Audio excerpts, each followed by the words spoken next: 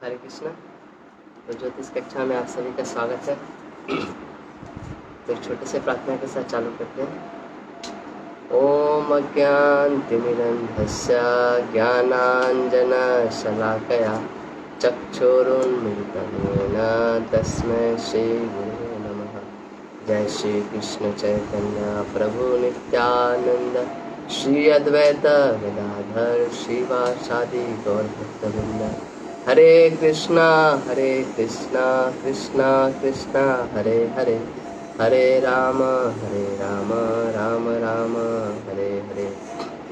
नारायणं नमस्कृत्य नरं चैव नरोत्तमं देवीं सरस्वतीं व्यासं ततो जयमुदीरये।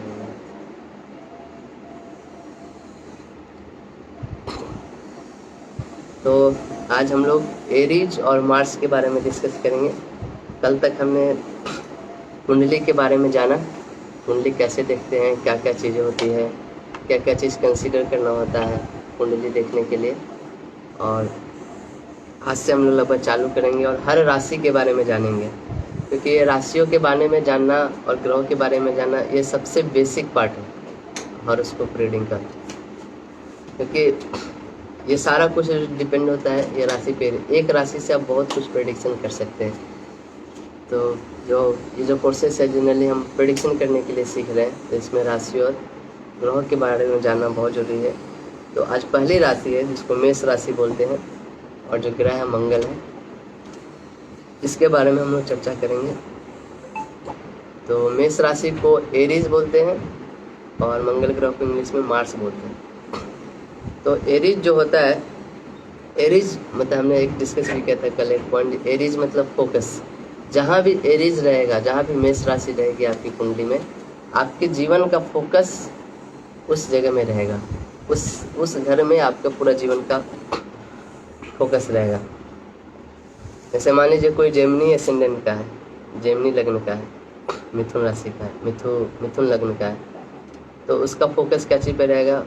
वो आदमी बोला है कि मैं दिखाऊंगा कि पैसे कैसे कमाने हैं, क्योंकि उसका एरीज कहाँ पड़ेगा? 11th हाउस में पड़ेगा। और 11th हाउस क्या चीज़ का होता है? गेंस का होता है, प्रॉफिट का होता है। उसी तरह कोई कर्क लग्न का होगा, कैंसर, वो बोला है कि वो प्रोफेशन, उसका जीवन का पूरा फोकस उसके प्रोफेशन पे रहेगा, उसके वर्क पे रहेगा। इसी तरह कोई मान लीजिए लियो लग्न का है, लियो लग्न का उसका जो फोकस रहेगा वो हमेशा धर्म के कार्यों पे रहेगा, बिकॉज उसका जो एरीज साइन होगा वो कहाँ पे होगा? 9वें घर में होगा। वैसे जहाँ पे भी एरीज रहेगा या मार्स रहेगा वहाँ पे आपका मैक्सिमम फोकस जाएगा। मार्स को कुछ मतलब नहीं है कि आप क्या करो, उसको सिर्फ रिजल्ट से मतलब होता है। उसको ये मतलब नहीं कि आप कैसा फील कर रहे हैं, आप ये चीज़ आपका बॉडी पेन कर रहा है कि नहीं, आपके पास समय है कि नहीं। उसको सिर्फ गोल दिखेगा और उसको गोल अचीव करना होता है, इतना ही उसको मतलब होता है। इसीलिए जिसके कुंडली में मार्स बहुत प्रोमिनेंट होता है वो बहुत ही फोकस्ड होते हैं। इसलिए स्टूडेंट लोग को बोला जाता है, जो भी विद्यार्थी होते हैं, पढ़ने वाले लोग होते हैं, उनको बोला जाता है कि उनको हनुमान चालीसा पढ़ना चाहिए। हनुमान चालीसा पढ़ने से बहुत, हनुमान जी लाइक मार्सियन, तो उससे बहुत ही फोकस मिलता है। और एक विद्यार्थी, पढ़ने वाले विद्यार्थी के लिए फोकस की बहुत ही ज़रूरत होती है। तो दूसरा था कि मार्स स्पीड कभी भी कांस्टेंट नहीं रहता है, वो एक स्पीड से जाते रहता है, अचानक ऊपर उठता है फिर नीचे गिरता है। जहाँ भी मार्स रहेगा, जिस भी घर में मार्स रहेगा, एरीज रहेगा, उस घर के जो सिग्निफिकेशंस होंगे वो कभी भी कांस्टेंट नहीं होंगे, वो हमेशा अप डाउन करते रहेगा। लाइक फॉर कैंसर असेंडेंट, उनका जो करियर होगा, जो प्रोफेशन होगा, उसमें हमेशा अप डाउन होते रहेगा, कभी ऊपर हो जाएंगे, कभी फिर नीचे आ जाएंगे, ऐसा। तो मार्स का ऐसे, मार्स आप देखेंगे Punjab side Mars also represent करता है रेड। जब किसी को गुस्सा आता है तो बोलते हैं ना, गुस्से में उसका आंख लाल हो जाता है, तो मार्स जो है वो रेड कलर को रिप्रेजेंट करता है। तो आप देखेंगे इवन पंजाब साइड में या पाकिस्तान साइड में लोग बहुत ही, उनका मार्शियन एनर्जी बहुत हाई रहता है। उनका शरीर देखेंगे, वो देखने में भी एकदम रेडिश ह्यू रहता है, शरीर का रेडिश कलर रहता है। तो because they have that those are like Mars prominent areas, ऐसे करके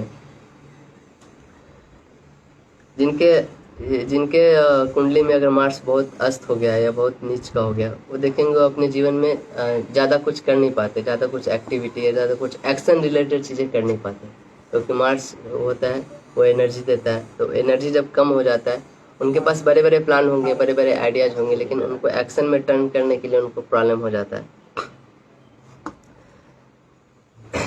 तो मान लीजिए टॉरस असेंडेंट है, टॉरस असेंडेंट के लिए एरिस यहाँ पे जगह 12th हाउस में। 12th हाउस क्या चीज़ का होता है? एक्सपेंसेस का होता है। तो देखेंगे जो टॉरस असेंडेंट होते हैं वो बहुत एक्सपेंस करते हैं, बहुत ही खर्चे करते हैं अपने अपने फेस के ऊपर, अपने चेहरे के ऊपर। या फिर सपोज करिए टॉरस असेंडेंट के लिए चौथे घर का जो स्वामी है वो है 12वें घर में, तो अपने उसका जो एक्सपेंसेस होगा वो मदर के ऊपर बहुत एक्सपेंसेस होगा, क्योंकि चौथा घर क्या रिप्रेजेंट करता है? माँ को रिप्रेजेंट करता है। और माँ और चौथे घर का स्वामी कहाँ चला गया? 12वें घर में। 12वें घर क्या रिप्रेजेंट करता है? एक्सपेंसेस को रिप्रेजेंट करता है। तो बहुत ही अप डाउन होंगे उसके एक्सपेंसेस से, मदर के लिए जो एक्सपेंसेस होगा। दूसरा जो एरीज साइन जहाँ पे होता है वहाँ पे कुछ बिगिनिंग होता है, कुछ नया शुरुआत होता है वहाँ पे हमेशा, क्योंकि एरीज मतलब बिगिनिंग। आप देखोगे जो पहली राशि है कालचक्र की वो है एरीज, तो फर्स्ट राशि है, इसलिए उसका मतलब होता है बिगिनिंग। अब देखोगे जहाँ पे भी एरीज है वहाँ पे आप कुछ ना कुछ नया करोगे। जैसे आप देखोगे इंदिरा गांधी के he was the first in his profession, become the first lady prime minister of India. Jawaharlal Nehru, he was also first. तो we will see his Aries. His Aries was there in the 10th house, so that's why he became the first in that field. The 10th house represent your father's family also, right? So you will be like first person in your father's family to do something new. किसी के घर में किसी का मान लीजिए Aries जो है वो 9वें हाउस में है, 9th हाउस में। 9th हाउस धर्म का होता है, रिलीजन का, स्पिरिचुअलिटी का, विजडम का। तो he will be like first person, वो पहला आदमी होंगे जो धर्म के कार्य में ऐसा कुछ काम करेंगे जो उनके परिवार में पहले किसी ने नहीं किया हो ना। ऐसा कुछ चीज़ करेंगे जो उनके परंपरा से नहीं चलता है, कुछ अलग हट के हो ऐसा। तो जहाँ पे भी एरीज साइन रहता है जहाँ कुंडली में, वहाँ पे आप कुछ नया बिगिनिंग होता है, कुछ नया शुरुआत होता है।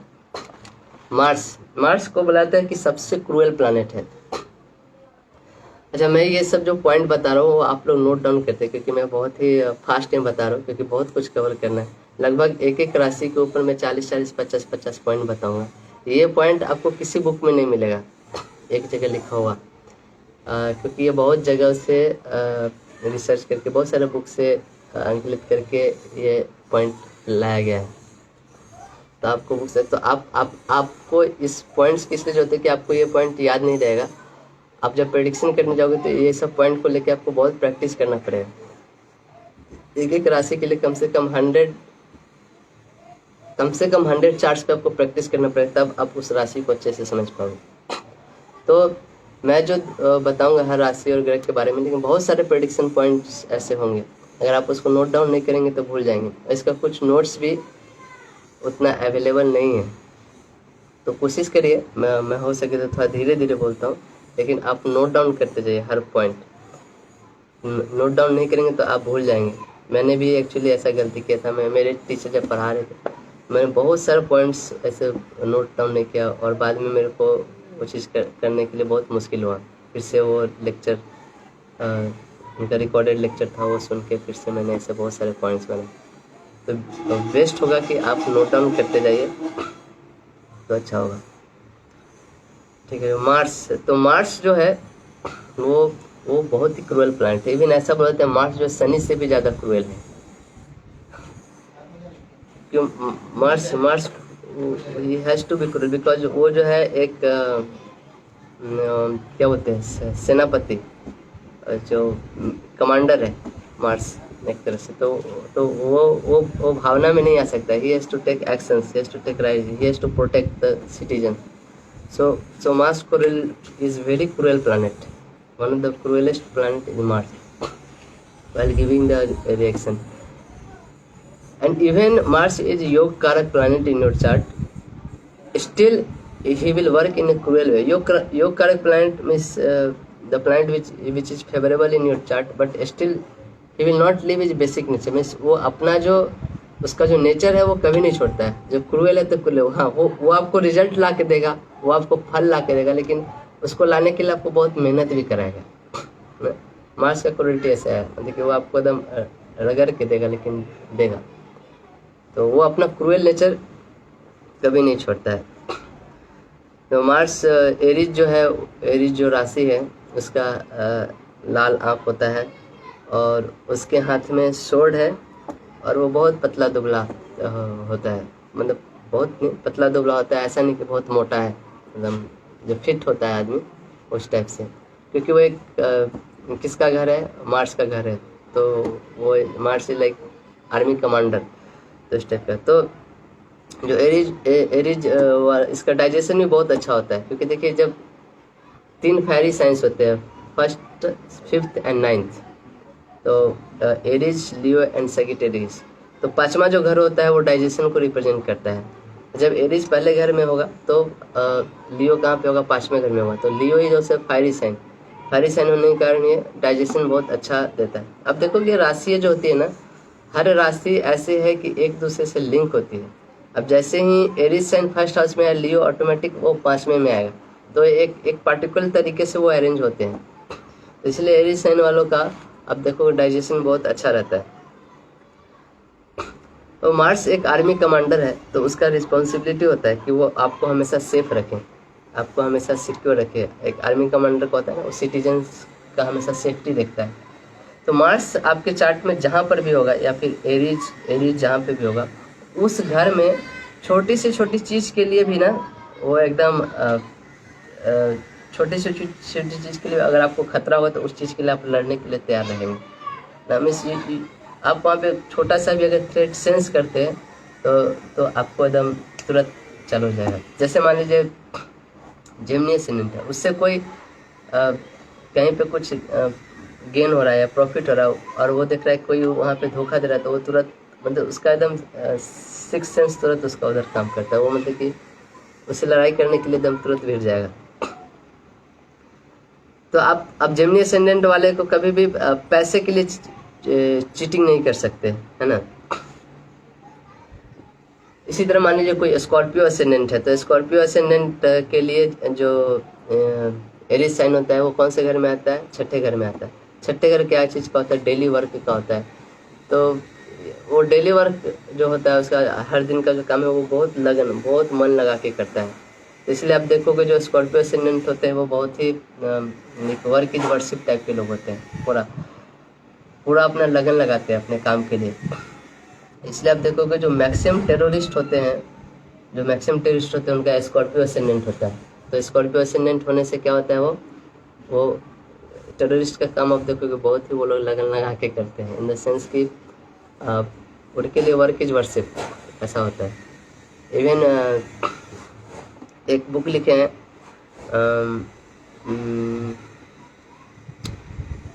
एग्जैक्टली नाम मेरे को याद नहीं पड़ रहा है, मुझे लगता है एच.एन. कार्टवेसल का एक बुक है. उन्होंने फ्रीडम फाइटर्स के ऊपर एक बुक लिखे हैं. तो उसमें उन्होंने बुक में लिखा जो मैक्सिमम फ्रीडम फाइटर्स है उनका जो मार्शियन एनर्जी है वो बहुत ही हाई है, जो मंगल ग्रह का एनर्जी है वो बहुत ही हाई है, ऐसे करके. तो जहाँ पे भी मंगल रहेगा वहाँ पे, और जहाँ पे भी एरीज रहेगा वहाँ पे आप छोटे से छोटी चीज़ के लिए भी, क्योंकि आपको वहाँ पे सिर्फ रिजल्ट से मतलब है और किसी चीज़ से मतलब नहीं होता है. कैंसर एसेंडेंट वाले जो होंगे अपने प्रोफेशन में, अपने कैरियर में बहुत ही मन लगाते हैं. ये कैंसर एसेंडेंट वाले लोग ऐसे होते हैं जिनको सबसे ज़्यादा काम मिलता है, क्योंकि इनको जो भी काम दिया जाता है वो कर लेते हैं. इनको इंगेज करने के लिए बड़े बड़े चैलेंज चाहिए इनके प्रोफेसर में, है ना. तभी इनको अच्छा लगता है, मज़ा लगता है. अगर चैलेंज नहीं हो इनको मज़ा नहीं लगेगा, क्योंकि मार्स जो है आर्मी कमांडर, उसको चैलेंज बहुत अच्छा लगता है. मार्स जो होता है वो बहुत ही हॉट प्लैनेट है, red is the colour of hot also. इसलिए पित्त का भी कारक होता है, एंगर का भी कारक होता है. तो पित्त का कारक होने से पित्त पित्त रिप्रेजेंट हॉट में से it's like temperature also, body temperature also. तो आप देखेंगे जो भी फीवर होता है, फीवर का कारण मार्स का भी एनर्जी, 3 कारण से एक्चुअली फीवर हो सकता है, 3 ग्रहों के कारण से। सन भी बहुत हॉट प्लैनेट है, मार्स एंड राहु, ये 3 ग्रह फीवर को देते हैं। अगर आपको फीवर है तो अगर आप इस 3 ग्रहों का रेमेडी करोगे तो आपका फीवर ठीक हो जाएगा। तो सन का जो है सन के लिए गेहूँ जो वीट होता है, और मार्स के लिए गुड़, जागरी जिसको बोलते हैं, वीट, गुड़ और मिलेट्स। ये 3 चीज़ अगर मान लीजिए किसी को फीवर हुआ है, ये 3 चीज़ आप जाके किसी टेम्पल में डोनेशन दो 3 दिन के लिए, शाम को 4 से 5 बजे के बीच में लगभग, क्योंकि ये समय ऐसा मार्स का समय है, मंगल का समय होता है शाम का 4 से 5 बजे तक। तो 4 से 5 बजे के बीच में ये 3 चीज़, गेहूँ, गुड़ और राहु का हो गया मिलेट्स। तो ये 3 चीज़ जो जिस बच्चे को मान लीजिए फीवर हुआ, इस बच्चे से टच करके आप मंदिर में डाल दो, तो आप देखो पहले दिन से उसका फीवर कम होने लगता है। ऐसा आप देखोगे, मैंने बहुत बार ऐसा देखा है बच्चे को।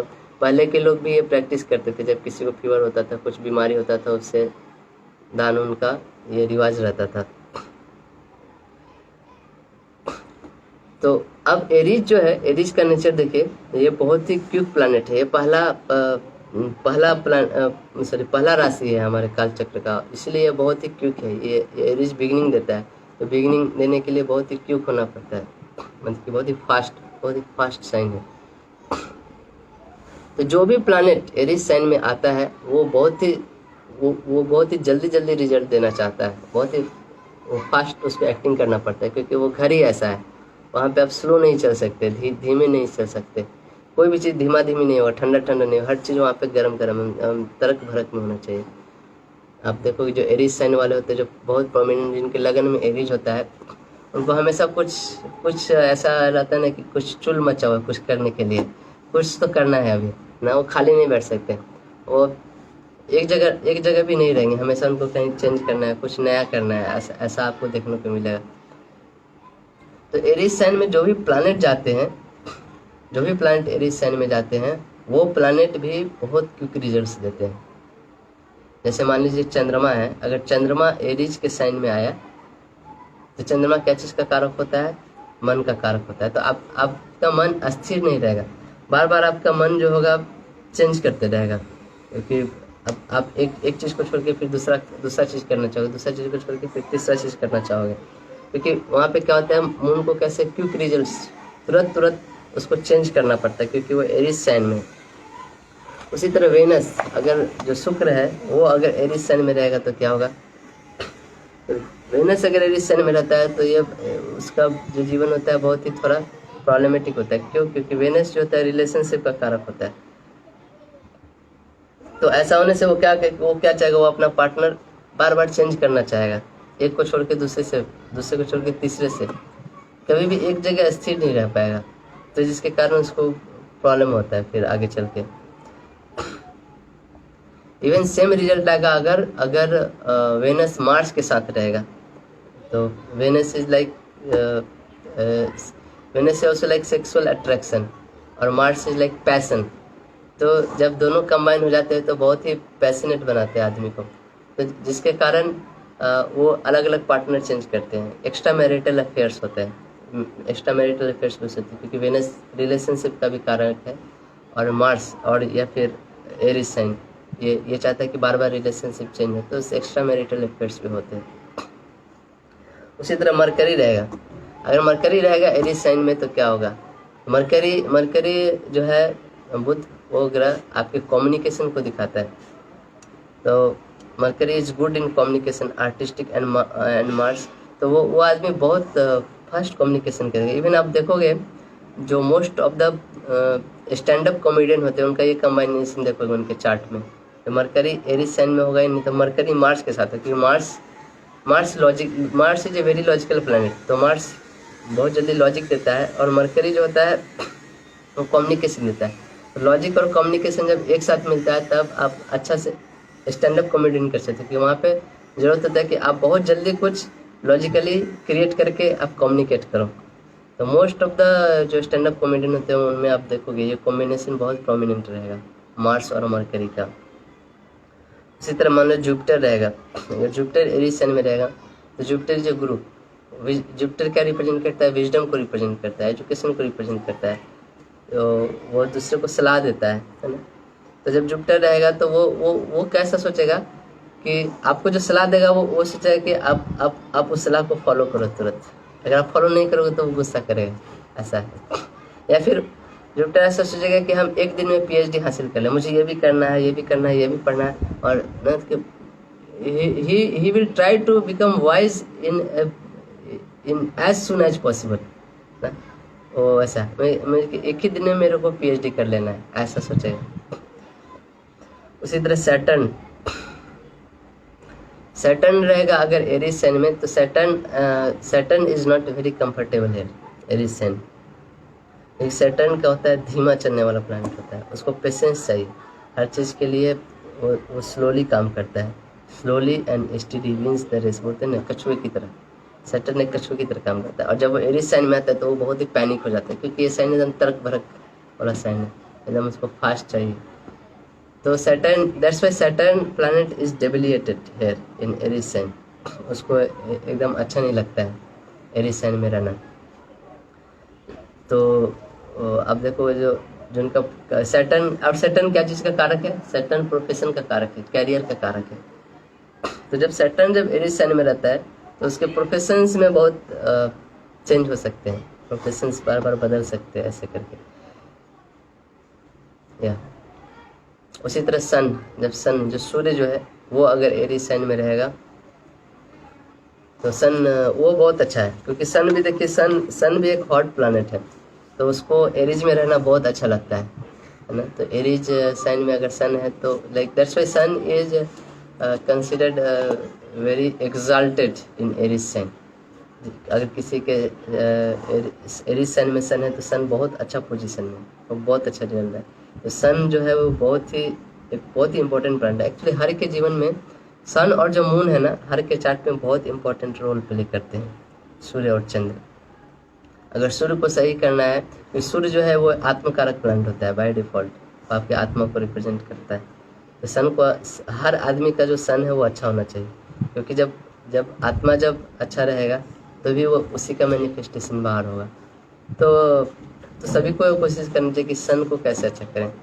एक रेमेडी है सन को अच्छा करने के लिए कि एक one of the best remedy I prefer, और one of the very easy remedy anybody can do, कि आप सूर्य को हर दिन जल चढ़ाइए। अर्घ बोलते हैं ना, सूर्य, जब भी आप सुबह स्नान कर जाए, सूर्य को जब देखते हैं, सुबह सुबह उठ के सूर्य को जल देते हैं, तो आपका सूर्य बहुत अच्छा होता है। तो सन के लिए जो एरीज है वो बहुत ही अच्छा साइन है, सन एंड मून। और सन को अच्छा लगता है एरीज से। एरीज क्या है, पहला घर है हमारा, ठीक है, और सन क्या है, किंग है, राजा है, और Aries is like a throne for the king. तो वहाँ पे आके उसको बैठना बहुत अच्छा, उसको एकदम राजत्व का एकदम फीलिंग आता है, ये ना पहला घर में बैठा हुआ और सब मेरे साथ है, तो कैसा चल रहा है, ऐसे उसको बहुत ही अच्छा लगता है। इसका आ जाता है राहु। राहु जो प्लैनेट है वो भी एरीज साइन में अच्छा रिजल्ट देता है, क्योंकि राहुल भी बहुत बूस्टअप और बहुत ही एनर्जी वाला प्लैनेट है। वो राहु जहाँ भी रहता है वो चीज़ों को amplify, Rahu is like a mirror actually, क्या बोलेंगे, दर्पण, शीशे की तरह होता है। कोई भी चीज़ को होता है ना, उसको एम्प्लीफाई करके रिजल्ट करता है, उसको बड़ा करके देता है, जहाँ भी राहु रहता है। तो राहु को भी ये साइन बहुत अच्छा रहता है, कि राहु भी बहुत एक एनर्जेटिक प्लैनेट है। तो अगर राहु या एक चीज़ और है, राहु जहाँ पे अगर रहता है, राहु के बारे में बता रहे, जिस भी प्लैनेट के साथ रहता है, अगर राहु एरीज साइन में है ना, तो वो बहुत एक तरह से निगेटिव भी है, एक तरह से पॉजिटिव भी है। क्यों? क्योंकि आदमी बहुत ज़्यादा एक्टिव हो जाता है वहाँ पे। अगर एक्टिव होने से वो एक्सीडेंट का कारक भी होता है। मान लीजिए आपके जहाँ पे ड्राइविंग स्किल्स है, वहाँ पे राहु और एरीज साइन में आ गए, तो आप बहुत ही रैश ड्राइविंग करोगे, बहुत ही फास्ट ड्राइविंग करोगे, जिसके कारण एक्सीडेंट होने के बहुत चांसेस हैं। राहु राहु के साथ अगर कोई प्लैनेट बहुत क्लोज कंजक्शन में है, बहुत ही नज़दीक है, तो उससे ट्यूमर्स कैंसर ये सब बीमारी होने का बहुत चांसेस रहता है। क्योंकि राहु क्या होता है, चीज़ें एम्पलीफाई कर देता है। मान लीजिए वो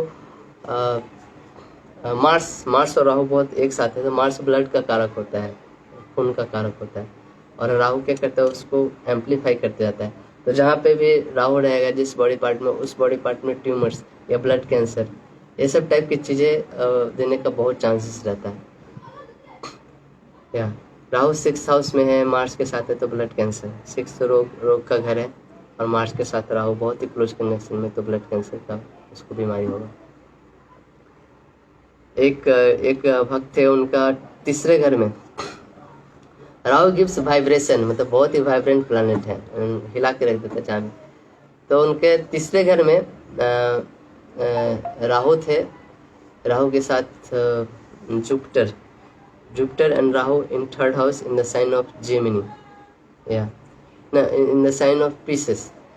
तो उनका हाथ बहुत ऐसे हिलता था, मतलब कोई भी काम करने के लिए ना हाथ एकदम हिलने लगता था। कुछ बीमारी नहीं था, लेकिन कुछ भी करने के लिए ऐसे हाथ कांपता था उनका, क्योंकि राहु गिव्स वाइब्रेशन देता है। बहुत अच्छा। एक डिवोटी थे उनका, लेकिन but he was able to stitch very fast. He was a doctor by profession, और बहुत ही फास्ट स्टिचिंग करते थे। जब भी किसी बहुत सारे सर्जरी होता था तो उनको बुलाया जाता था स्पेशल स्टिचिंग के लिए, क्योंकि एक ही दिन में बहुत सारे वो स्टिच कर सकते थे। देखिए 3rd हाउस जो होता है वो हमारे हैंड स्किल्स दिखाता है, और जेमिनी साइन जो होता है वो भी हैंड स्किल दिखाता है, और उसमें राहु थे, तो राहु बहुत ही वो ये देता है। ओके, राहु जो है राहु भी खुद किंग है। वो चाहता है कि सब काम हम खुद करें, क्योंकि आप देखोगे राहु के जो पिता थे और जो माता थे, दोनों साइड से वो किंग है। माता वो हिरण्यकशिपु की जो वाइफ थी सिमिका के पुत्र है राहु। तो आप देखो इनका मदर साइड और फादर साइड दोनों साइड से ये किंग थे।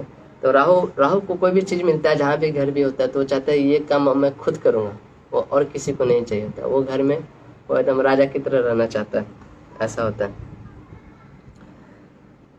ओके,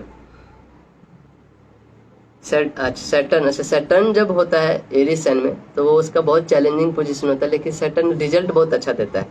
क्योंकि सैटर्न के पास क्या है कि धीमा प्लैनेट है, लेकिन परसिस्टेंटली वो काम करता है। और जो एरीज जो होता है वो उसको बूस्टअप देते रहता है बीच में। एरीज साइन कभी कांस्टेंट नहीं रहता है, उसको हाई एनर्जी प्रोवाइड करता है। तो सैटर्न अगर वेल प्लेस्ड हो एरीज में, अच्छे से प्लेस हो, तो वो आपको प्रोफेशन में बहुत अच्छा देगा। बहुत मतलब कि इज बियॉन्ड इमेजिनेशन ऑल्सो बोल सकते हैं। कभी कभी इतना अच्छा रिजल्ट देता है। थोड़ा सा पैनिक जोन में रहता है, लेकिन रिजल्ट अच्छा देता है आपके प्रोफेशन में। या तो आप तो ये था। तो एरीज जिसके भी एसेंडेंट में होगा, आप उसको बोल सकते हैं कि एसेंडेंट जो होता है वो उसके सेल्फ को रिप्रेजेंट करता है, उसका फिजिकल बॉडी को रिप्रेजेंट करता है। आप देखोगे जो भी पर्सन का जो एरीज जो होता है एसेंडेंट में होता है, वो बहुत ही पावरफुल होता है, बहुत ही फिजिकल वर्क बहुत करता है। तो वो जिम करेगा या फिर एक्सरसाइजेस करेंगे, या उसको फिजिकल काम करने में बहुत मन लगता है। ऐसा आप देखोगे, क्योंकि उसको कुछ हमेशा करने को चाहिए। चंद्रमा रहेगा एरीज में, उसको बहुत टेंशन होता है। टेंशन में तो उसका माइंड बहुत इधर उधर भागते रहता है, चेंज होते रहता है। कभी भी उसको एक चीज़ में मन नहीं लगेगा, हमेशा इस शाखा से उस शाखा पे, इस शाखा से उस शाखा पे। क्योंकि एरीज जो है बहुत क्विक साइन है, और चंद्रमा जो माइंड का कारक है, तो उसको ये देता है। आज हम जो आपके चार्ट में जहाँ पे मार्स रहेगा, मंगल ग्रह रहेगा, वहाँ पे आप बहुत ही क्विकली काम करोगे, क्योंकि क्विकनेस भी एक कैरेक्टरिस्टिक्स है मार्स का। तो क्या करता है, कोई भी काम चालू करता है बहुत जल्दी, नया काम में चालू करता है, लेकिन बीच में ही छोड़ के चला जाता है, क्योंकि उसको फिर से दूसरा कुछ चेंज चाहिए। वो कोई भी चीज़ वो चालू कर देगा, लेकिन वो पूरा करेगा कि नहीं, इसका कोई गारंटी नहीं है। मार्स का एक नेचर होता है। अब देखोगे ऐसे, अब देखो जिनके चार्ट में मार्स बहुत प्रोमिनेंट है, उनमें आप ये करेक्टरिस्टिक्स ऑब्जर्व करो, हाँ ये करना है, कल कुछ हो गया, उनके लाइफ में कभी सिस्टमेटिक चीज़ नहीं रहेगी, है ना। और क्योंकि उनको हमेशा कोई डायनेमिज्म चाहिए, कुछ नया चाहिए, कुछ अच्छा चाहिए, तो वो काम स्टार्ट करेंगे, लेकिन वो एंड करेंगे कि नहीं इसका कोई गारंटी नहीं है। उनको हमेशा चेंजेस चाहिए अपने अपने काम में। तो आप देखोगे मैंने तो बहुत सारे चार्ट देखे, एक डिवोटी है यहाँ पे हमारे, उनका एरीज साइन है, वो कभी भी एक जगह पे 2 महीना से ज़्यादा नहीं रह पाते हैं। और उनका देखो, उनको कोई भी काम दो, नया काम दो, एकदम तैयार रहते हैं करने के लिए, हाँ मुझे ये करना है, ऐसे करना है ये, और उनको अच्छा लगता है, फिजिकल वर्क करने में भी अच्छा लगता है बहुत। तो ये आप देख सकते हो एरीज का प्रोमिनेंस, जिसके लग्न में अगर एरीज है तो वो ऐसा नेचर रहेगा। अभी तक का किसी का कुछ क्वेश्चन है, एक बार है तो कुछ देख के बता सकते हैं, तो फिर no one planet in Aries then what? No, ऐसा कभी होता है कि कोई और प्लैनेट नहीं आता है एरीज में? हाँ ऐसा हो सकता है। ऐसे देखिए हमारे 12 राशियाँ होती है और प्लैनेट्स कितने होते हैं टोटल 9, तो कोई ना कोई घर तो खाली ही रहेगा हमेशा, या फिर ऐसा भी होता है कभी कभी एक घर में 2-3 प्लैनेट भी होते हैं, तो बहुत सारे घर खाली रहते हैं। तो अगर प्लैनेट नहीं भी हो एरीज साइन में, तो भी एरीज साइन का अपना क्वालिटी है ना, वो क्वालिटी के बेसिस पे आप बहुत कुछ प्रेडिक्ट कर सकते हैं, आप बहुत कुछ प्रेडिक्ट है। इवन प्लैनेट, आप बिना प्लैनेट के प्रेडिक्ट करें तो ज़्यादा अच्छा है। अभी बिगनिंग लेवल में प्लैनेट बाद में आते हैं, पहले साइंस आते हैं, हाउसेस आते हैं, हाउसेस के ऊपर साइंस आते हैं, फिर प्लैनेट आते हैं। आप डायरेक्ट प्लैनेट से प्रेडिक्शन, पहले हाउसेस को सीखिए और साइंस को सीखिए, राशि को सीखिए, इसके थ्रू कैसे प्रेडिक्शन करें।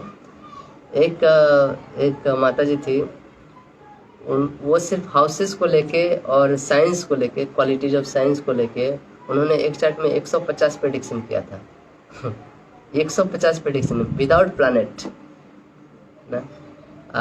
तो ऐसा जरूरी नहीं है कि आपको प्लैनेट्स उसमें फ्लेवर ऐड करते हैं अपना, जो भी प्लैनेट्स वहाँ पे रहते हैं वो अपना फ्लेवर ऐड करते हैं देने के लिए, है ना। जैसे मान लीजिए कि किसी के एरीज साइन है, किसी के 4th हाउस में, नहीं किसी के 10th हाउस में, मान लीजिए 10th हाउस क्या चीज़ का होता है, प्रोफेशन का होता है, तो he will do something new in profession, or his profession there will lot of ups and downs in his profession, because that is the nature of Aries sign. And suppose something Venus comes in the 10th house, so Venus is the significator of a relationship, Venus is the significator of luxury, Venus is the significator of woman, so there will be there may be lot of up down in his profession because of a woman. Understand? You are seeing how the planets is adding flavor in that prediction. Aries sign क्या कर रहा है, बहुत सारे up and down दे रहा है, लेकिन अगर वेनस वहाँ पे बैठा है तो वेनस का आप फ्लेवर उसमें ऐड कर सकते हैं। अप एंड डाउन कैरियर में क्यों हो रहा है, क्योंकि किसी लड़की के कारण हो रहा है, ठीक। या फिर सन बैठा है, सन क्या चीज़ का कारक होता है, फादर का कारक होता है। अगर सन बैठा है तो उसके कैरियर में बहुत सारे अप एंड डाउन आएंगे, जिसके कारण उसके पिताजी रहेंगे, ऐसा भी प्रेडिक्ट कर सकते। तो ऐसे प्लैनेट कम्स आफ्टरवर्ड्स। फर्स्ट आप प्रैक्टिस करो कि साइंस के थ्रू बहुत सारे प्रेडिक्शन आप कर सकते हो, कि साइंस बहुत ही बेसिक है। अब डायरेक्ट प्लैनेट पे जाओगे तो आप कभी आप अच्छा एस्ट्रोलॉजर बन सकते हो, लेकिन आपका बेसिक्स बहुत मजबूत होना चाहिए एक अच्छे एस्ट्रोलॉजर के लिए। और आपको बेसिक्स मजबूत होने के लिए साइंस है, इस साइंस के कैरेक्टरिस्टिक्स को बहुत ही अच्छा तरह से समझना, हर साइन कहाँ पे कैसे बिहेव करेगा। ओके, और कोई क्वेश्चन? मेष लग्न में बुध हो तो? मेष लग्न में बुध हो, हाँ। बुध जो होता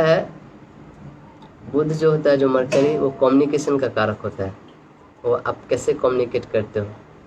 तो जब एरीज में साइन होता है तो आपका कम्युनिकेशन बहुत फास्ट होता है, आप बहुत तेजी से बोलते हो, बहुत ही जल्दी स्पीच करते हो। और जब जो एरीज जो साइन, आप देखोगे जो कॉमेडियन होते हैं ना, उनको बहुत जल्दी चीज़ें बदल के बोलना होता है ना। जैसे मैंने बताया कि अगर मार्स और मरकरी दोनों साथ में या दोनों एक दूसरे को एस्पेक्ट कर रहे हो, तो he will be like stand up comedian, because Mars represent क्या करता है, logic. Mars is a very logical planet,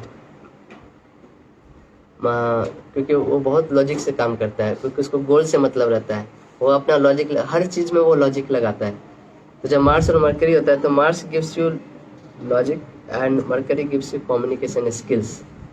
जब दोनों मिल जाते हैं तो आप एक स्टैंड अप कॉमेडियन बन सकते हो। अब आप स्टैंड अप कॉमेडियन नहीं भी है तो भी लेकिन तो भी उसके जीवन में आपको देखने को मिलेगा, वो उसके साथ कन्वर्सेशन करोगे तो वो बहुत चीज़ें कुछ लॉजिकली बना के तुरंत आपको रिप्लाई कर सकता है।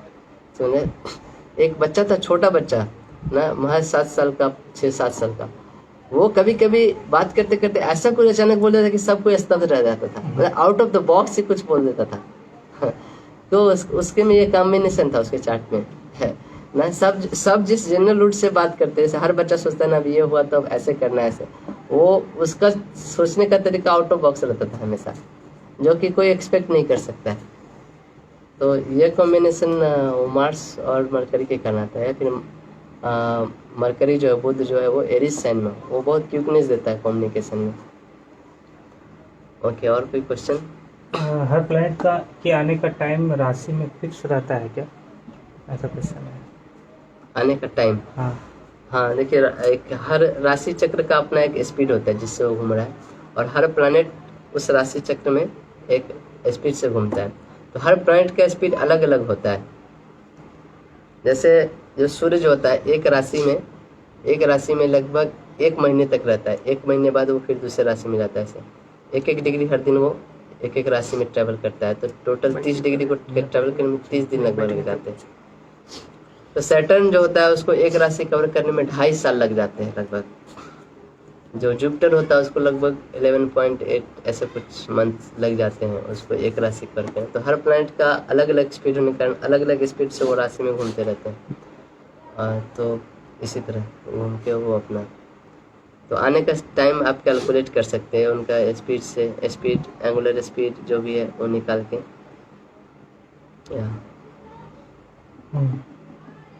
हो गया? ठीक है। तो ओके, मार्स जो प्लैनेट है उसको अपना एक्सपीरियंस नहीं, क्योंकि मार्स जो है, मार्स के पिता नहीं है। जो मार्स जो प्लैनेट का जो जन्म हुआ था उसके पिता नहीं थे, तो ही लैक दैट एक्सपीरियंस।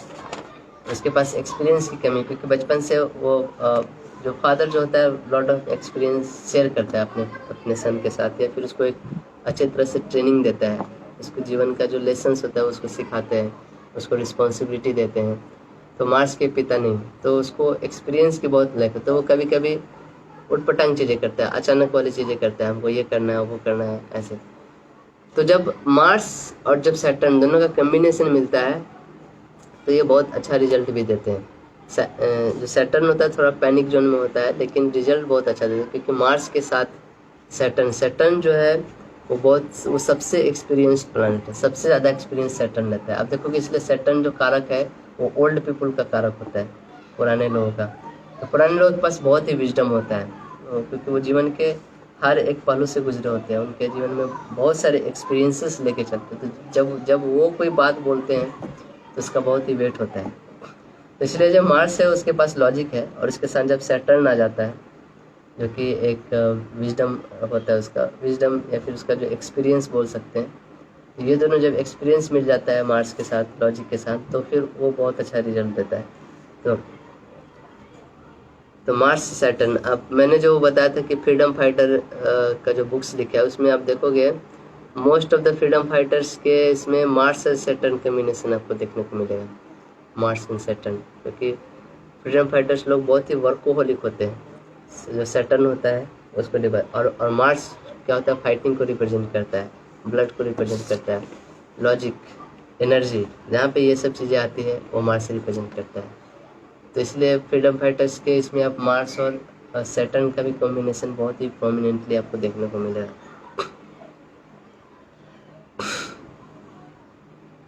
तो मार्स और राहु जो होता है ना, बहुत ही क्विक रिजल्ट्स देता है।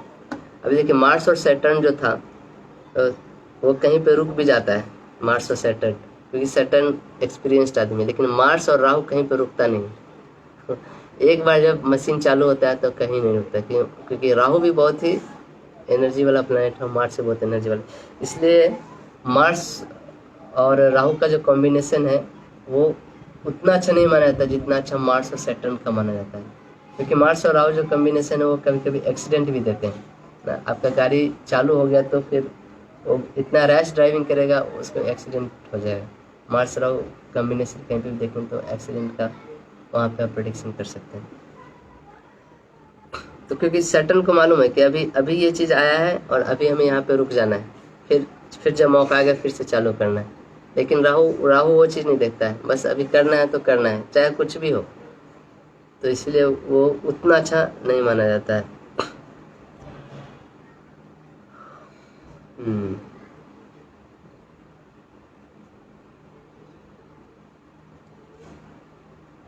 ओके, मरकरी मरकरी जो होता है, एक मरकरी जो बच्चे का कारक होता है, एक उसमें एक बचपना रहता है मरकरी में। Mercury is like a child. तो मरकरी बहुत जल्दी इन्फ्लुएंस होता है, जिसके साथ रहता है उसके द्वारा वो इन्फ्लुएंस हो जाता है तुरंत, क्योंकि बच्चे लोग को किसी चीज़ के लिए इन्फ्लुएंस करना बहुत ईजी रहता है। तो इसलिए देखेंगे हमारे चार्ट में कुछ प्लैनेट बेनिफिक होते हैं, कुछ प्लैनेट मैलेफिक होते हैं, कुछ प्लैनेट क्रूर होते हैं और कुछ प्लैनेट बहुत ही सौम्य होते हैं जो अच्छा रिजल्ट देते हैं।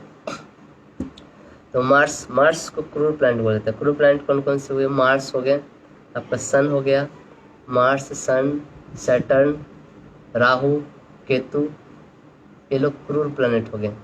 और बेनिफिक प्लैनेट कौन से हो गए? जुपिटर, वेनस, मून, ये लोग बेनिफिक प्लैनेट हो गए। वेनस भी बेनिफिक प्लैनेट है। क्रूर प्लैनेट में कौन कौन से? मार्स, सैटर्न, सन, राहु, केतु।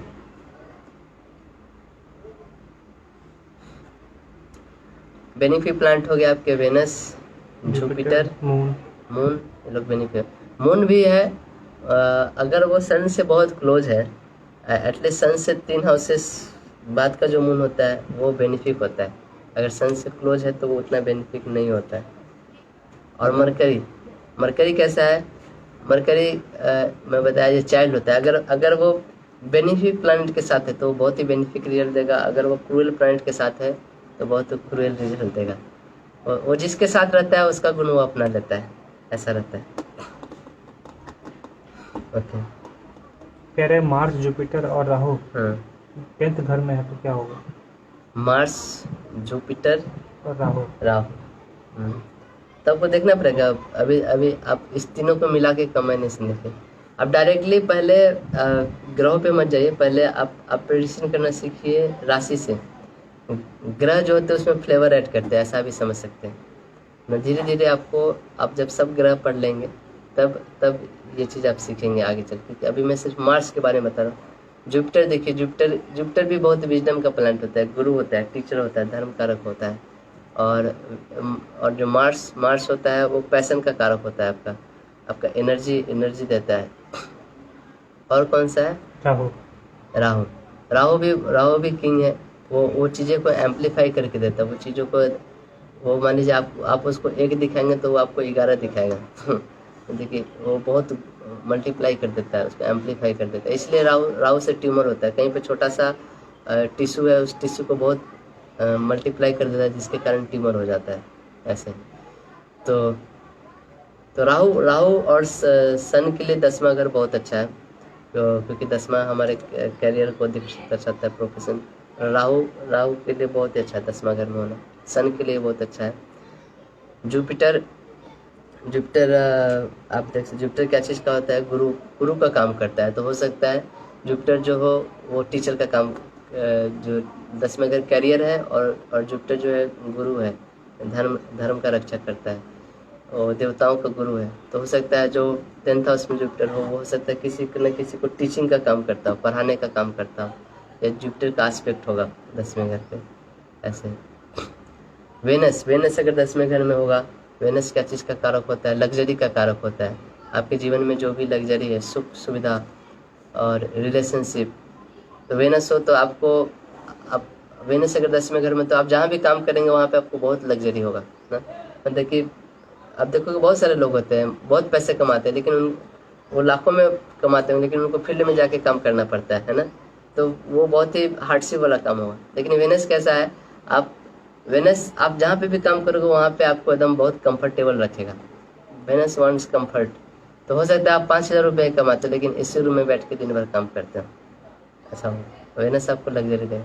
मैं एक आदमी को जानता हूँ वेनस, उसके 10वें घर में, वो 10,000 रुपये महीने कमाता था लेकिन दिन भर बैठे रहता था। वो मतलब कि एटीएम होता है ना, एटीएम का जो उधर आराम से उसको कोई चेकअप नहीं होता था, अपना जब भी मन जाता था, और एटीएम के बगल में ही उसका घर था, मतलब उसको जॉब में कभी भी कुछ प्रॉब्लम नहीं होता था, अपना आराम से जाता था, एसी में सोता था और अपने गाना लिखता था बस। और तो Venus is like that, it gives you lot of comfort zone, it will gives you lot of luxury, lot of facilities, like that. So Mars with Ketu in second house. देखिए ऐसे ऐसे बहुत सारे चीज़ें होंगे, एक एक करके आप पूछेंगे तो आप आपको मैं सिखा रहा हूँ, तो सीखने को आप अपना चार्ट को लेके इधर डिस्कस नहीं करेंगे है ना। देखिए बहुत सारे ऐसे अनलिमिटेड कॉम्बिनेशन है, अगर हर कॉम्बिनेशन डिस्कस करते हैं तो फिर उसी में हमारा समय चल रहा है। आप हर प्लांट का नेचर खुद ही समझिए और ट्राई करिए क्या क्या हो सकता है। ज़रूरी नहीं है कि आप एक ही दिन में आप ना बन जाएंगे ना, आज भर्ती कल चक्रवर्ती, ऐसा नहीं होता है ना। मैं जैसे ये कॉम्बिनेशन हो गया मतलब जुपिटर और मार्स का, जुपिटर इन एरीज का ना, वो एक ही दिन में पीएचडी करते देना चाहता है ना क्योंकि Aries is very quick sign and Jupiter is the sign of wisdom learning, तो वो चाहता है एक ही दिन में सब कुछ सीख ले। तो आप धीरे धीरे चालू करो, आप खुद से सोचो कि क्या हो सकता है। आप बहुत सारे गलती करोगे और इसमें कुछ फिर उसको सुधारो, फिर दूसरे चार्ट में देखो, तीसरे चार्ट में देखो, चौथे चार्ट में देखो, और जब आप इसके थ्रू जो एक्सपीरियंस लोगे ना, वो आपका अपना एक्सपीरियंस होगा।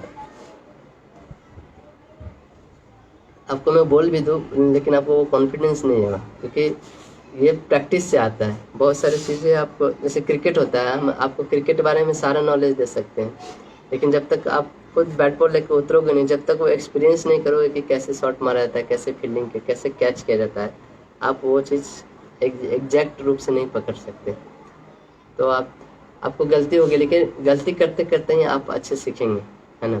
वी रमन की एक बुक है माई एक्सपीरियंसेस विथ एस्ट्रोलॉजी, तो उन्होंने उसमें अपना एक्सपीरियंस लिखा है कि कैसे वो एस्ट्रोलॉजी सीखना चालू किए ना। उनके दादाजी थे, उनसे वो एस्ट्रोलॉजर थे, तो उनसे धीरे धीरे सीखते। जब शुरू में प्रेडिक्शन करते थे ऐसे देख के, तो आज उसको देख के आपको हंसी बढ़ेगी कि मैं कैसे सोचता था कि ना ऐसा होने से ऐसा हो जाता है, ऐसा होने, लेकिन कुछ अलग ही होता था। तो that's what the learning means आप गलती करते हो फिर सीखते हो, फिर गलती करते फिर सीखते हो, फिर आप सोचते हो ऐसा नहीं हो सकता, ऐसा होता है, फिर आप कुछ अगला गलती करते, फिर आप सोचते हो ओके ऐसा नहीं हो सकता है, ऐसा होगा। तो दैट्स व्हाट। तो आप कोशिश करें खुद से। इसलिए मैंने एक ग्रुप बनाया है आदिदेव एस्ट्रो करके, बहुत लोगों ने, आप लोगों ने ज्वाइन किया है। अगर आपको कभी भी ऐसा डाउट आता है, वो ग्रुप एक्चुअली मैंने प्रैक्टिस करने के लिए, मुझे पहले से पता है जब आप लोग बहुत प्रैक्टिस करना चालू करेंगे तो आपके मन में बहुत सारे डाउट होंगे, तो आप पूछोगे किससे, है ना, क्योंकि क्लास तो हो जाता है, घंटे का निकल जाता है, आप पॉइंट्स न ले, कुछ कन्फ्यूजन हो कुछ हो, तो आप उस ग्रुप में वो क्वेश्चन डाल सकते हैं जो तो उससे क्या होगा, एक तो आपको फ़ायदा होगा और लोग जो ग्रुप में हैं उनको भी उससे फ़ायदा होगा, तो वो भी सीखेंगे अच्छा इसका कॉम्बिनेशन इस चार्ट में ऐसा था तो ऐसा रिजल्ट दिया, तो उसके भी नॉलेज में वो ऐड हो सकते हैं। Because there can be unlimited combination, है ना, और आप जितना कॉम्बिनेशन स्टडी करते हो उतना ही ज़्यादा आपको बेनिफिट मिलता है। और दूसरा फ़ायदा क्या होगा, आपने कुछ क्वेश्चन डाला है, दूसरे किसी को आता है तो वो भी रिप्लाई कर सकता है, वो भी अपना कुछ एक्सपीरियंस उसमें ऐड कर सकता है, आप भी उसके नॉलेज में कुछ एक्सपीरियंस ऐड कर सकते हो। तो इस ग्रुप का बेनिफिट लीजिए, इसमें जितने क्वेश्चन हैं डालिए, जितने कुछ डिस्कशन है करिए, वो बहुत ही अच्छा है और सबको ज़रूरत है ना। ऐसा बोला जाता है कि जब आप इंडिपेंडेंटली करते हो तो बहुत कम करते हो, और डिपेंडेंटली करते हो तो भी बहुत कम कर, लेकिन जब आप इंटरडिपेंडेंट होते हो एक दूसरे पे तो बहुत कुछ सीखते हो। तो एस्ट्रोलॉजी सब्जेक्ट भी एक ऐसा ही है, ये एक रिसर्च का सब्जेक्ट है ना, इसलिए बोलते हैं ना एस्ट्रोलॉजी का कोई अंत नहीं है, क्योंकि आप जितना रिसर्च करते जाओगे उतने ही मोती आप समुद्र से बाहर निकालते जाओगे। तो यही है कि आप लोग इसका बेनिफिट लीजिए और इसको अच्छा से यूज करिए, तो आप लोग सीखेंगे। तो जो क्रूएल प्लैनेट होते हैं वो आपको मैंने ऐसे बताया बेनिफिक प्लैनेट और क्रूएल प्लैनेट। तो जो क्रूएल प्लैनेट होते हैं ना, वो आप ऐसा नहीं कि वो एक्चुअली कोई भी ग्रह क्रूएल नहीं होता है, लेकिन उनके देने का तरीका बहुत अलग होता है। जैसे क्रूएल प्लैनेट होंगे, आप देखेंगे हर हाउसेस में कुछ लिविंग चीज़ें होती है, कुछ नॉन लिविंग चीज़ें होती हैं। तो जो क्रूएल प्लैनेट होते हैं ना, आपके लिविंग चीज़ों को ख़त्म कर देते हैं और नॉन लिविंग थिंग्स को बहुत बढ़ा देते हैं। जैसे मान लीजिए सेकंड हाउस में हम क्या क्या देखते हैं, फैमिली देखते हैं, वेल्थ देखते हैं, है ना। तो अगर कोई क्रूएल प्लैनेट्स वहाँ पे होगा तो वो आपके फैमिली को बहुत घटा देगा। Family is a living thing, लेकिन आपके वेल्थ को बहुत बढ़ा देगा। ऐसे क्रूएल प्लैनेट ऐसे काम करते हैं। वही बेनिफिक प्लैनेट जो होंगे वो क्या करेंगे, आपके लिविंग थिंग्स को बढ़ा देंगे और नॉन लिविंग थिंग्स को घटा देते हैं। कोई बेनिफिक प्लैनेट अगर सेकंड हाउस में हो तो आपके फैमिली को बहुत अच्छा, आपके फैमिली के बीच में बहुत अच्छा रिलेशन रहेगा ऐसे, लेकिन आपका वेल्थ कम हो जाएगा ऐसे। जैसे मान लीजिए नाइन्थ हाउस में कोई बेनिफिक प्लैनेट हो तो आपका टीचर्स के साथ, आपके गुरु के साथ बहुत अच्छा रिलेशनशिप है। मान लीजिए वेनस है 10th हाउस में, तो आपके टीचर के साथ, गुरु के साथ बहुत अच्छा रिलेशनशिप रहेगा, क्योंकि Venus is a benefic planet और Venus is a karaka for relationship also. वही अगर क्रूएल प्लैनेट रहेगा मान लीजिए 9th हाउस में, तो 9th हाउस सोज ट्रेवल्स ऑल्सो, तो आपको ट्रेवल्स के समय कुछ प्रॉब्लम हो सकता है ऐसे। वो आपके ऐसा मतलब ऐसा समझिए ओवरऑल कि जो भी बेनिफिक प्लैनेट होगा वो लिविंग थिंग्स को बढ़ाएगा और नॉन लिविंग थिंग्स को घटाएगा। क्रूएल प्लैनेट होगा वो नॉन लिविंग थिंग्स को बढ़ाएगा और लिविंग थिंग्स को घटाएगा। ओके, तो मार्स जो है, मार्स भी एक क्रूएल प्लैनेट में आता है। तो मार्स रिप्रेजेंट करता है फायर को। जो भी फायरी चीज़ है, जहाँ पे भी फायर का काम होता है, वो सब जगह मार्स रिप्रेजेंट करता है। जैसे मान लीजिए कोई ब्लैक स्मिथ होता है, ब्लैक स्मिथ जो लोहे का काम करता है, तो वो जगह मार्स रिप्रेजेंट करता है। कोई रेस्टोरेंट होता है जहाँ पे खाना पकता है, वो जगह मार्स रिप्रेजेंट करता है। क्रीमेशन ग्राउंड हुआ, कोई फैक्ट्री हुआ, फैक्ट्री में देखिए बहुत सारे इलेक्ट्रिसिटी, ये सब चीज़ का काम होता है। जो भी चीज़ें क्रीमेशन में वो जलाते हैं, क्या बोलते हैं, लकड़ी जलाते हैं, और या फिर लाश को जलाते हैं, या फिर पावर ग्रिड जहाँ पे एनर्जी जनरेट होता है। वो हर जगह जहाँ पे एनर्जी जनरेट होता है, जहाँ पे फायर तत्व जहाँ पे है, क्योंकि मार्स जो है फायरी प्लैनेट है और एरीज भी एक फायरी साइन है। वो सारे जगह, वो सारे चीज़ मार्स रिप्रेजेंट करते हैं, है ना। अगर मान लीजिए मार्स और सैटर्न है, मार्स और सैटर्न 4th हाउस में, तो आपके घर के बगल में जरूर कोई ना कोई फैक्ट्री होगी या इंडस्ट्री होगी। क्यों? क्योंकि चौथा जो घर होता है वो आपके होम को दिखाता है, आपके हाउस को दिखाता है, और मार्स और सैटर्न वहाँ पे हैं। तो मार्स फैक्ट्री में आप देखोगे ये सब चीज़ का काम होता है, आग का, इलेक्ट्रिसिटी का, और बहुत ही सैटर्न दिखाता है बहुत सारे लोग जहाँ पे काम करते हो, वर्क को दर्शाता है सैटर्न।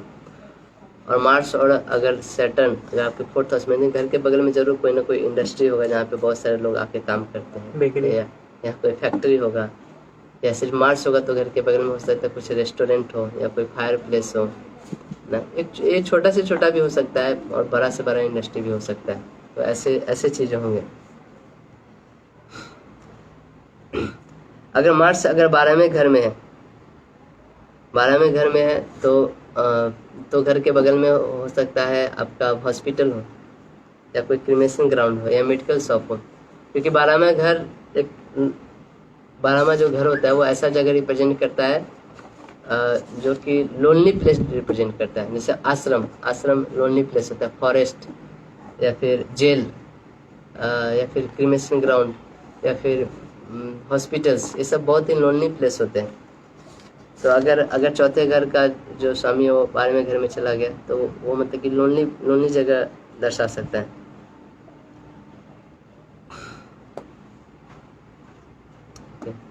तो आज की क्लास में इतना ही। आगे का जो पॉइंट है वो कल डिस्कस करेंगे। मेरा आपसे रिक्वेस्ट है कि आप जितना से जितना हो सके लेक्चर का सुनिए और नोट्स बनाइए। दूसरों के साथ शेयर भी कर सकते हैं, क्योंकि अभी से जो मैं बताने वाला हूँ ये सब पॉइंट्स बहुत ही मेहनत से एक जगह इकट्ठा करके लाया गया। आपको कहीं भी इतने सारे पॉइंट्स नहीं मिलेंगे, तो आप नोट्स बनाइए। इसलिए मैं बोला कि नोट्स को देख के अब बाद में जब आप चार्ट पे प्रैक्टिस करेंगे तो आपको नोट्स की ज़रूरत पड़ेगी। और इसका उतना नोट्स मैंने भी इसका कुछ नोट्स उतना नहीं बनाया, लेकिन इसलिए नोट्स हो सके आपको मिले भी नहीं, तो आप खुद से नोट्स बनाइए। कोई समझ में नहीं आता है तो लेक्चर को रिवाइंड करके फिर से सुनिए, क्योंकि ये नोट्स आपको बहुत काम में आने वाले हैं। तो कल फिर चालू करेंगे। अभी मार्च तो कंप्लीट हुआ नहीं, आधा भी शायद कंप्लीट नहीं हुआ है, तो मार्च के बारे में हम और भी कल चर्चा करेंगे। आज के लिए इतना ही। अगर आपको कुछ समझ में नहीं आता है, कुछ प्रॉब्लम है, तो ज़रूर पोस्ट करिए, ग्रुप पे डालिए। और मैं कोशिश करूँगा कि जो भी डॉक्यूमेंट अभी तक भेजे हैं आप लोग के पास पहुँचे। ये इनके प्रकार है ना, कुछ लोग के पास नहीं पहुँचा है, तो आप वो गेट का जो नंबर है उस पर कॉल करिए, मैसेज करिए, वो आपको फिर से भेज देंगे वापस। ठीक है। हरे कृष्ण।